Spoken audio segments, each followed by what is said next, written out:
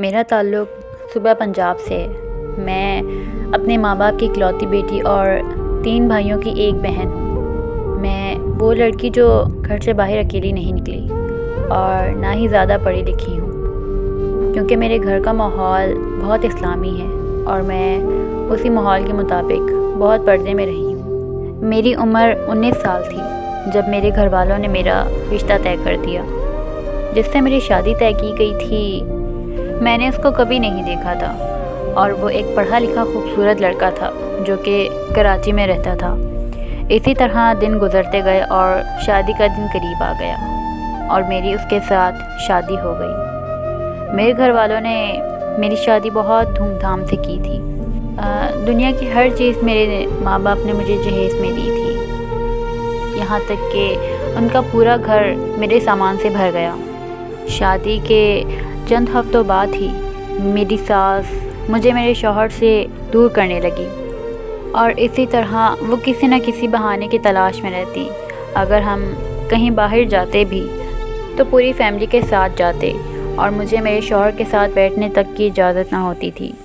اسی طرح دن گزرتے چلے گئے اور میں امید سے ہو گئی، جس پر میری بڑی نند مجھ سے ایسے کام کرواتی جو کہ میری صحت کے لیے اور میرے بچے کے لیے خطرناک ثابت ہوئے۔ دن بھر گھر کے کام کاج میں مجھے مصروف رکھنا، جس کی وجہ سے میری حالت کافی خراب ہو گئی اور میرا مسکیریج ہو گیا۔ جب مجھے پتہ چلا کہ میں نے اپنا بچہ کھو دیا ہے تو میری حالت پر کسی کو ترس نہ آیا۔ میں اکیلی کمرے میں بیٹھ کر ساری رات روتی رہی اور درد سے بلکتی رہی۔ اگر میں یہ ساری باتیں اپنے شوہر کو بتایا بھی کرتی تھی تو وہ صاف انکار کر دیتے تھے کہ میری ماں بہن تو ایسے کام کر ہی نہیں سکتی۔ میں نے اس بات پر بھی صبر کر لیا اور معمول کے مطابق زندگی گزارنے لگی، اور اسی طرح میرا 3 بار مسکیریج بھی ہوا اور میرا شوہر جو کہ میرا تھا ہی نہیں، اس نے کبھی میری کسی بات پر یقین نہ کیا۔ اور ایسے ہی میں نے اپنے شوہر کو ایک دن کام کرنے والی ملازمہ کے ساتھ دیکھا۔ یہ سب دیکھ کر میرے پیروں تلے زمین نکل گئی۔ میں نے کبھی نہ سوچا تھا کہ میرا شوہر ایسے بھی دھوکہ دے گا مجھے۔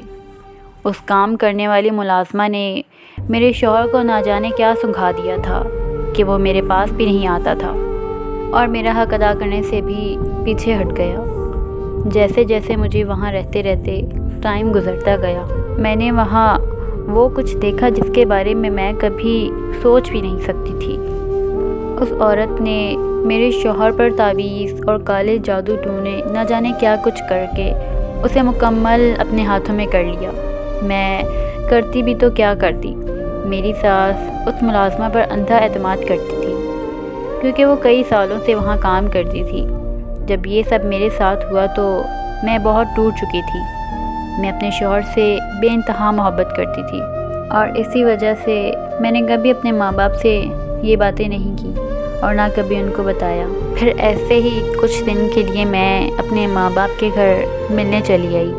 یہاں آنے کے بعد انہوں نے مجھ سے کسی قسم کا کوئی رابطہ نہ رکھا، نہ میری کسی کال کا جواب دیتے اور نہ ہی میری کسی کال کو ریسیو کرتے، جیسے وہ کب سے میرے جانے کا انتظار ہی کر رہے تھے۔ لیکن میں امی کے ہاں 2 ماہ گزار کے اپنے بڑے بھائی کے ساتھ اپنے گھر واپس چلی گئی۔ جب میں اپنے گھر آ گئی تو اسی رات میرے شوہر نے میرے ساتھ کافی لڑائی کی، مجھے مارا اور مجھے بہت ذلیل کیا کہ تم میری ماں کی عزت نہیں کرتی، ان کا خیال نہیں رکھتی، وہی تم کو یہاں لانے والی، اور اگر وہ خوش نہیں تم سے تو میں بھی خوش نہیں تم سے۔ اسی رات میرے ساتھ یہ سب کچھ ہو گیا۔ میں آنے سے پہلے بہت خوش تھی کہ میں آج اپنے شوہر کے پاس چلی جاؤں گی، لیکن نصیب میں یہ سب لکھا تھا نہیں معلوم تھا مجھے۔ میں اگلے دن واپس اپنے ماں باپ کے گھر واپس آ گئی اور آج تک میں اپنے ماں باپ کے گھر ہوں۔ مجھے یہاں 6 ماہ گزر گئے ہیں اور نہ ہی کبھی ان کی کوئی کال آئی اور نہ ہی وہ مجھے لینے آئے، اور اب ان کا فیصلہ ہے کہ میں ان کو چھوڑ دوں۔ میں آج بھی شدت سے ان کا انتظار کرتی ہوں کہ ایک کال پر ہی وہ مجھے کہہ دیں کہ واپس آ جاؤ یار۔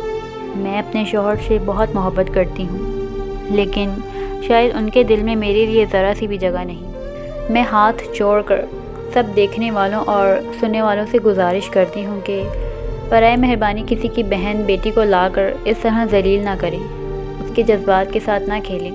یہ دنیا پل بھر کے تماشے کی جگہ ہے، یہاں خود کے سکون کے لیے کسی اور کا سکون برباد نہ کریں، اور اپنی آخرت وہ انسان تو بھگت لے گا اور صبر کا دامن تھام کر آپ کی زندگی سے بھی نکل جائے گا، اور زندگی کے کسی بھی موڑ پر آپ کو اور آپ کے دیے دکھوں کو بھی بھول جائے گا، لیکن میرا اور آپ کا رب کبھی نہیں بھولتا۔